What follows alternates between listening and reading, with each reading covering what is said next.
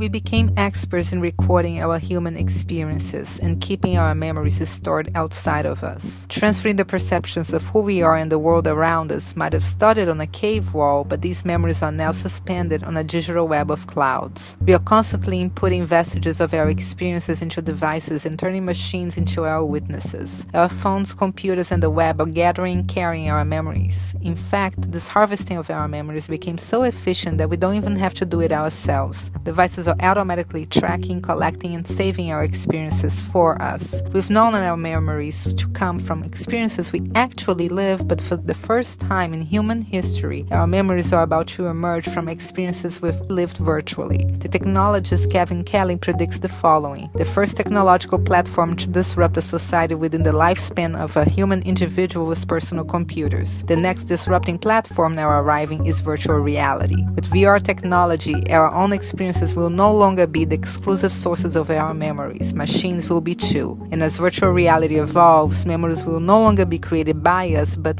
for us. We are diligently transferring our experiences and sharing it on the web. Personal mementos are digitally preserved in the form of photos, videos, conversations, texting, and emails passed on through various devices, cables, and waves.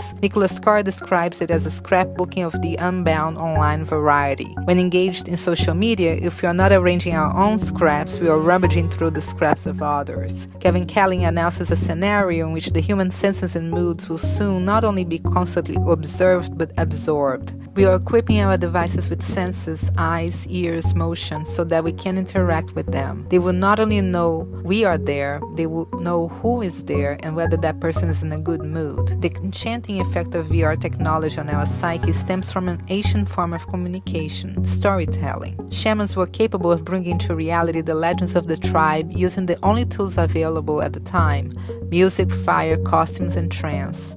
Doug Hill describes, a visitor to the Great Minster Cathedral in Zurich on the eve of the Protestant Reformation would have experienced state-of-the-art virtual reality technology circa 1500. Some argue that VR is not any different than cinema, but virtual reality will combine the synesthetic effects of sound and visuals of photography and movies with the participation qualities of the video game and the internet. As McLuhan reminds us, the brief and compressed history of the phonograph includes all pages of the written, the printed, and the mechanized word.